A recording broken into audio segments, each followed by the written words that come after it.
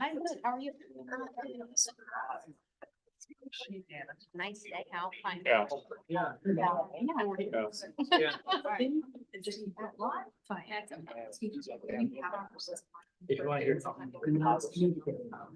I do need to, when I do my next time, I can use my sick.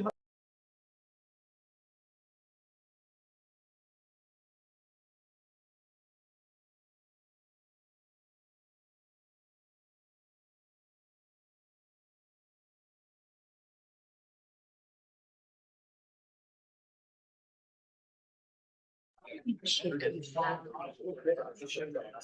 my son. Yeah. You guys ready? You guys ready? Yeah. Sure. Not yet. You know. Wow. George. Yes. You ready? All right, we're gonna call ahead and call city council special meeting to order. This is Thursday, April 4th, 2024. It is 5:30 PM. Lindsay, would you call the roll? Councilmember Baker, Here. Brown, Here. Cool, Here. Livingston. Here. Meineke. Here. Mayor Phillips. I'm here. We got a quorum, so we're gonna move on. Item number 2 is approval of the agenda. Can I get a motion to approve the agenda? Motion. Second. So I got a motion by Cool, seconded by Meineke. All those in favor say aye. Aye. All those opposed, same. And motion carries. So item number 3 is old and new business for consideration, discussion, and possible action.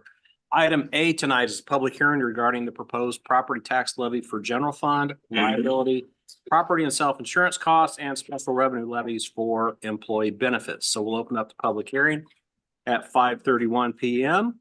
So the purpose of this hearing is to get public input on certain proposed property tax levies for our fiscal year 2025 budget. So the first thing we're going to do tonight with the public hearing, Gene and Luke are going to go through and explain the budgeting process that we go through to establish our budget. Then we're going to solicit some comments and questions from council to get any clarification that they desire. And then we'll open it up for public comment. So Gene and Luke, I'll turn it over to you to explain the budget process that we have followed for at least the past 8 years. Thank you. I have some slides, just about 4 or 5, I believe.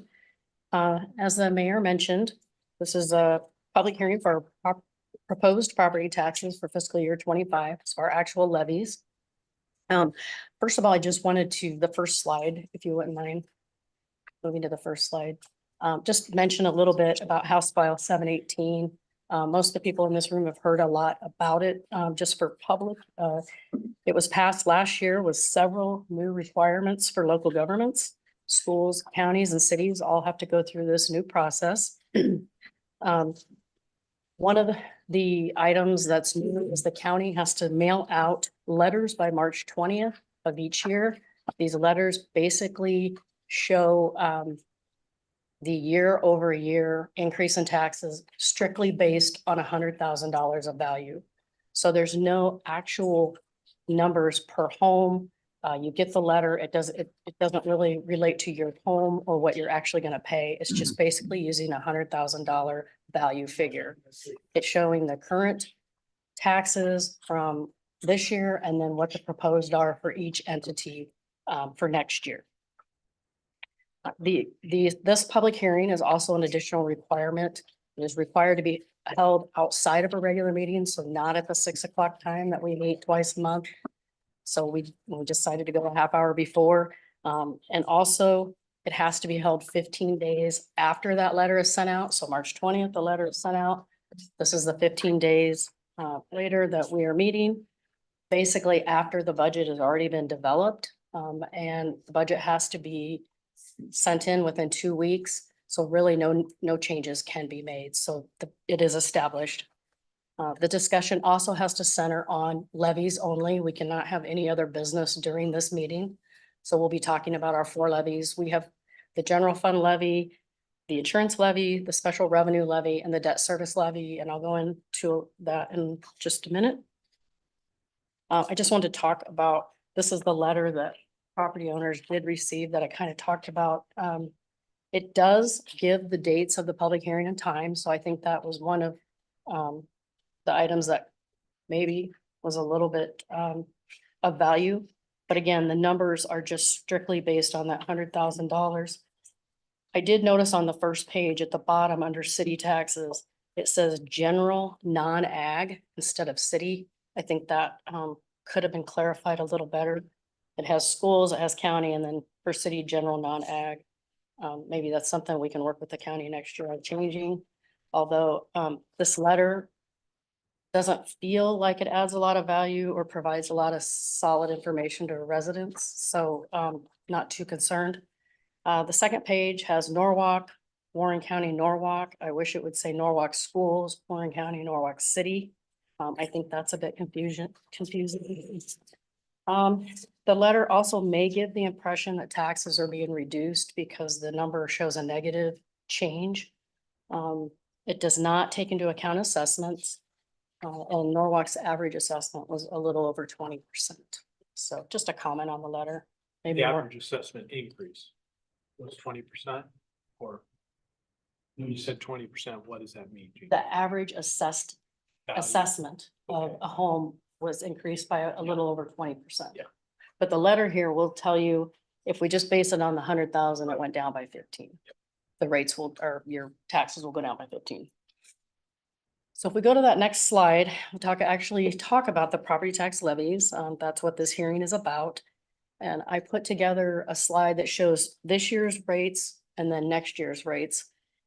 Our general fund, which basically funds all of our departments other than sewer, water, and utility funds. So public safety, library, parks and rec, administration. That levy is 810 this year. Next year will automatically be reduced based on House File 718 to 786. It's a 24-cent reduction. If a city grows more than 6%, which Norwalk did, we actually, our taxable value grew 17%. We are then limited after 6% to a 3% levy limitation. So that's why it's 786 for next year. The insurance levy at 32 cents pretty much stays the same, and that pays for our property insurance. So buildings and our auto, and then our liability insurance. Special revenues levy basically pretty much stays steady as well. That's our employee benefits, retirement, health benefits, and workers' compensation. And then the last levy that we have is the debt service, and that one is actually going up about 23 cents from 315 to 338. This fund pays our principal and interest payments for our capital projects. We are continuing to put a lot of infrastructure in the ground. We are building a new field house, and we are growing, and we are borrowing money to pay for those projects. If you look at the overall levy, it's staying pretty even, 1488,104 to 1488,107. And even though it's even, that doesn't necessarily mean the taxes will stay even. So I did a mock calculation based on a 22% valuation increase. And our research shows that the average median home sale price right now is about 330,000 in Norwalk. So we put 330,000. You add the 22%, next year that value would be at 4,026. Then rollback is a factor, and rollback is a number that is set by the state of Iowa. Right now, that number is 54%. It's going to 46% next year. And what that means, every $100,000 of value, this year you're paying taxes on $54,000 of that. Next year, you'll be paying taxes on $46,000 of that.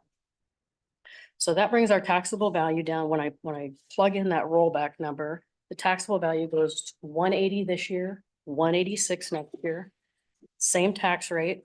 And you can look at the annual amounts, and the monthly tax amounts, and the difference in that.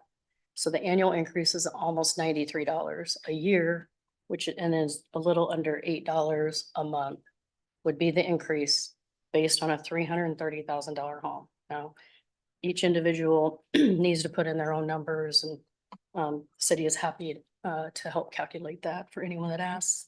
Incidentally, I did a podcast. We did it as a video, Very good. and I went to the Beacon website, I took my own property as an example. Our abatement runs out next year. At the same time, we had a 22% valuation increase in our property. But we added a sunroom on, so we had a few weird things on our property, so I showed the difference of my own property, how to search that website to find the current year's value and the next year value. Department of Management, they even put out a little property tax calculator, showed people where that was at. And it was about a 3-4 minute long video that just showed people how to do their calculation for their own property. Yeah, and it was really easy to follow, so it was really well done. I just will mention also that the rollback with that 8% change from 54 to 46, you would have to have a 17% assessment increase for your taxes to go up. So at least by 17%.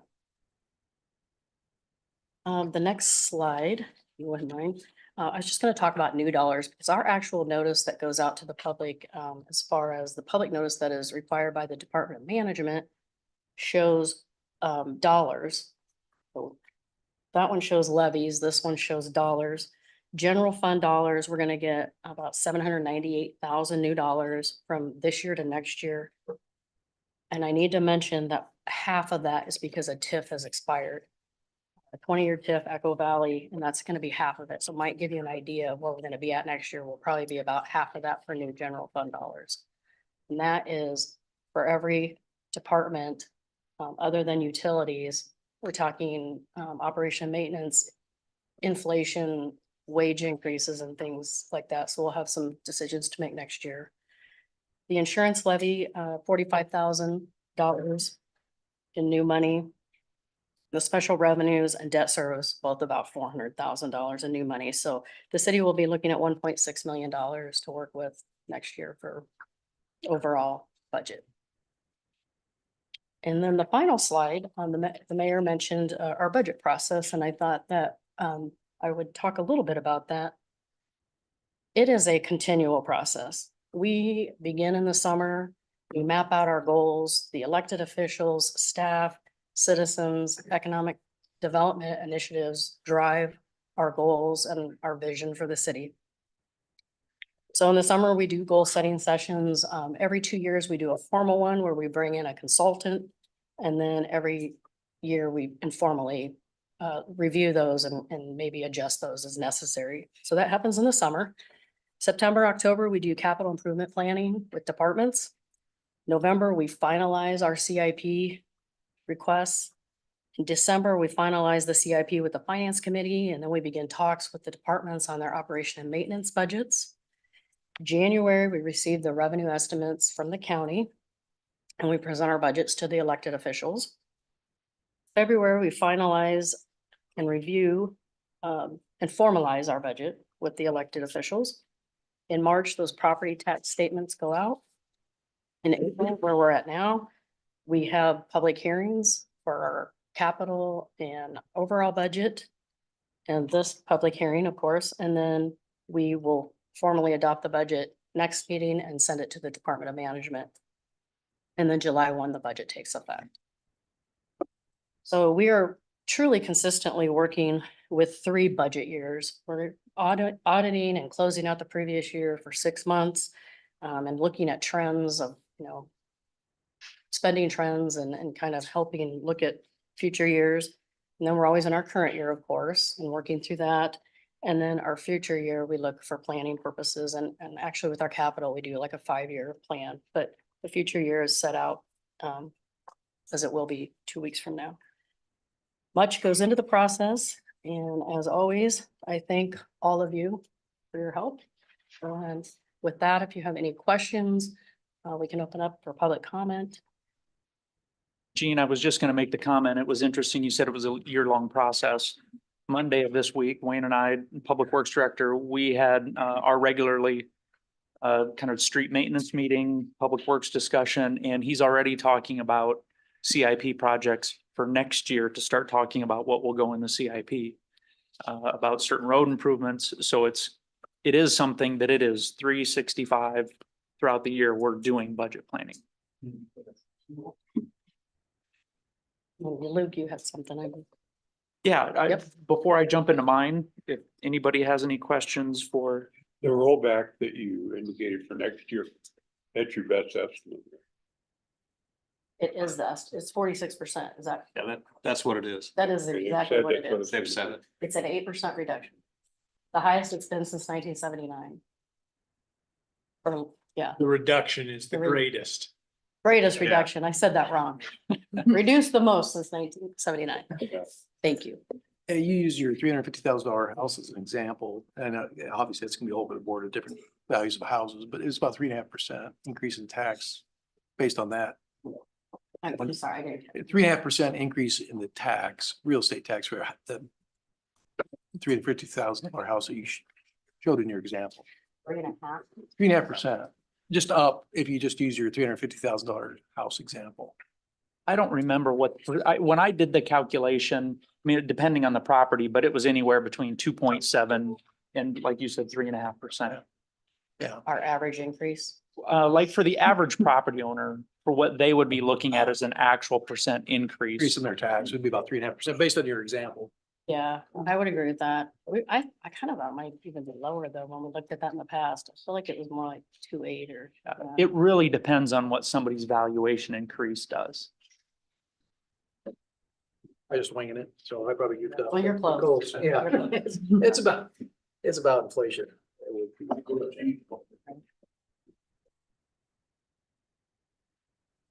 Anything else for Gene? All right, well, so I have the short version, probably the shortest slideshow presentation that I'll do. Part of these presentations, we know that we always love it when we get people to attend these meetings and to give input. But many times now that we record these, they go out on YouTube, we can direct people back to this to get information even down the road. So part of this, I know a lot of you sitting around here have all this information, you know it already, but we're speaking to some of those folks that can use this for educational purposes later on. I'm Luke Nelson, City Manager. I'm going to go through your property tax dollar. So of your property tax dollar, so what I'm talking about is when you pay your property taxes, if you just zero it down to $1, how that is divided out.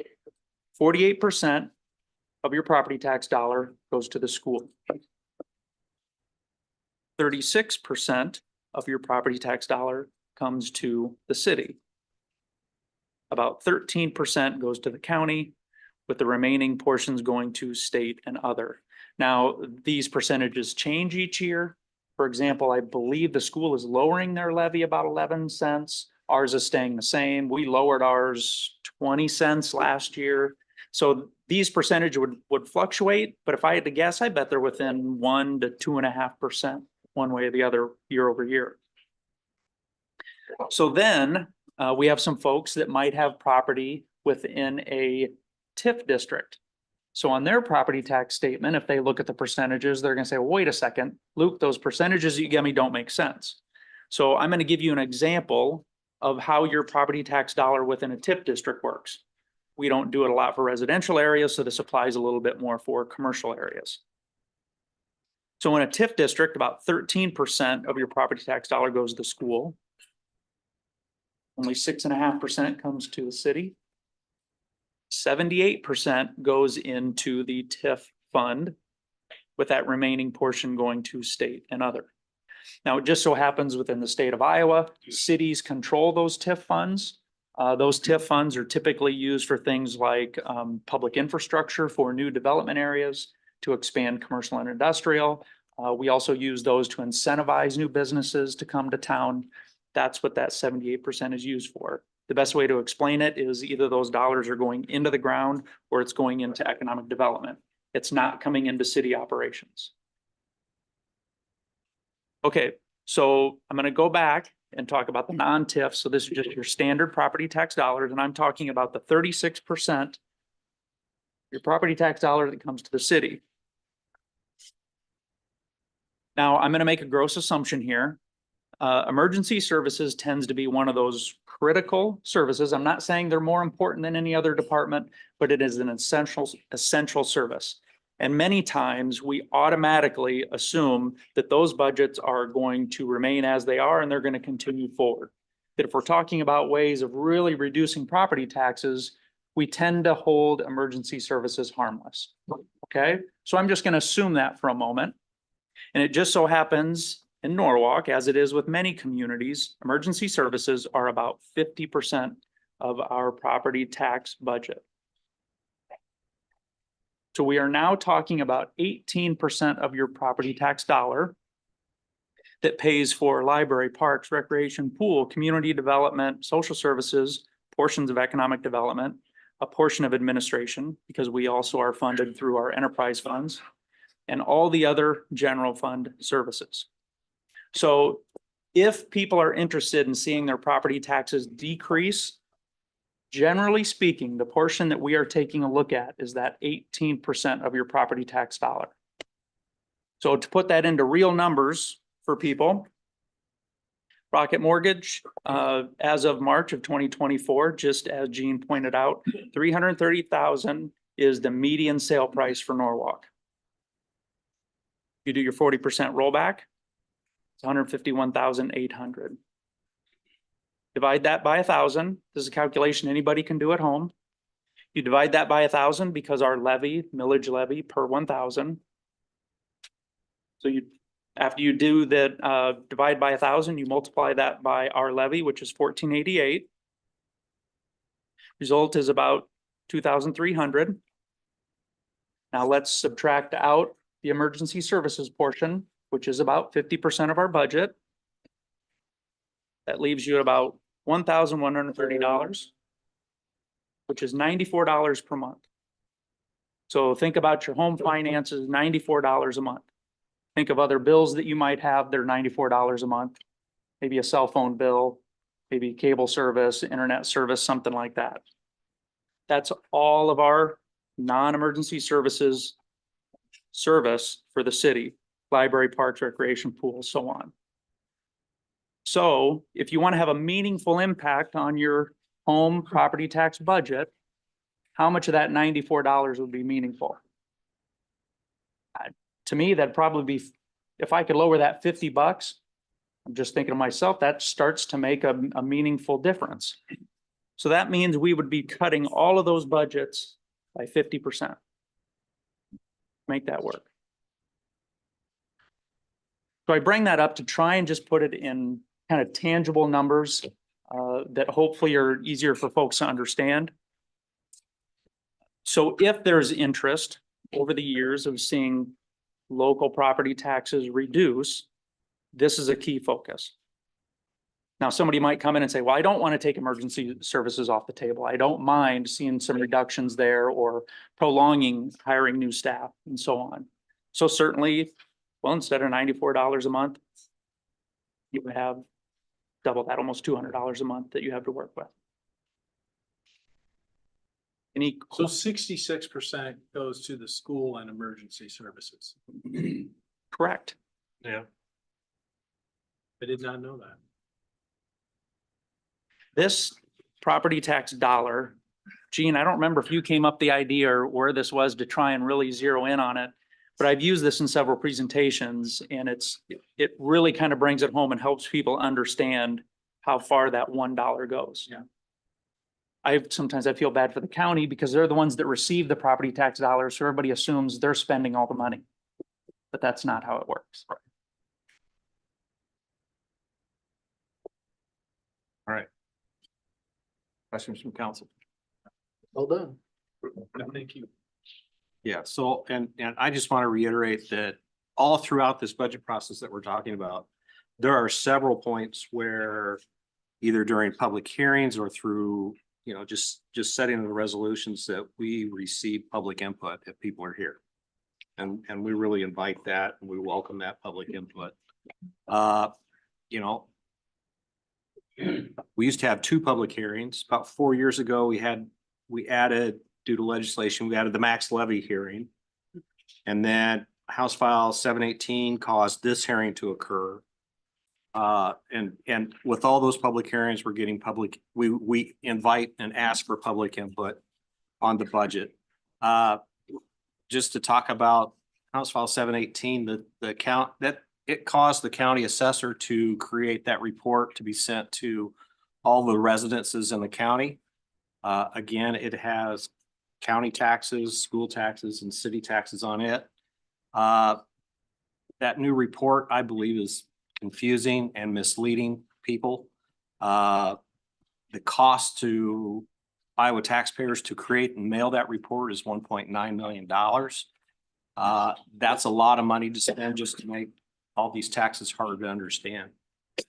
So, any questions or comments from council? We'll open it up there.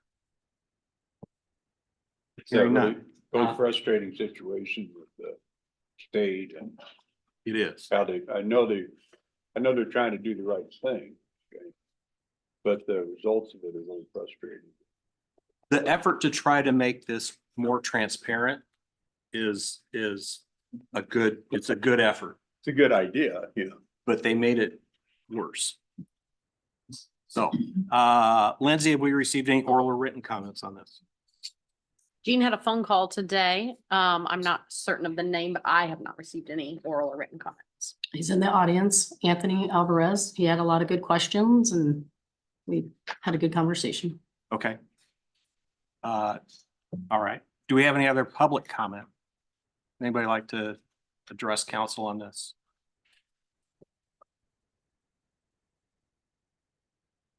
Okay, hearing none, we're going to go ahead and close public hearing at 5:55 PM.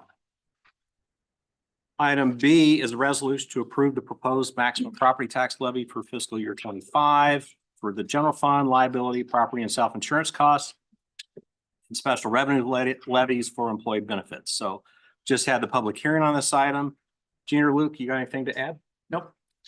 Okay, any other discussion or comments, questions from council or public input?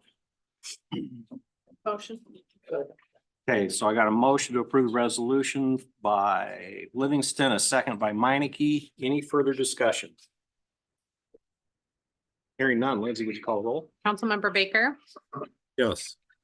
Brown, Yes. Cool, I'd like the public to know that we've talked about this quite a bit. We've got a lot of different studies on it. So this is a well deliberated thought process. Yeah. Okay. Yes. Okay. Yes. Livingston. yes, Meineke. Yes. All right. Motion carries. Item number 4 is adjournment. Can I get a motion to adjourn? motion. Second. Motion by Livingston, seconded by Brown. All those in favor say aye. Aye. All those opposed, same. We're adjourned at 5:57 PM. And we'll Do we get started sign- with the next meeting in about 3 minutes. Do we sign in with a different Zoom or will we continue this? It will be the same Zoom. However, I do need to end it for purposes that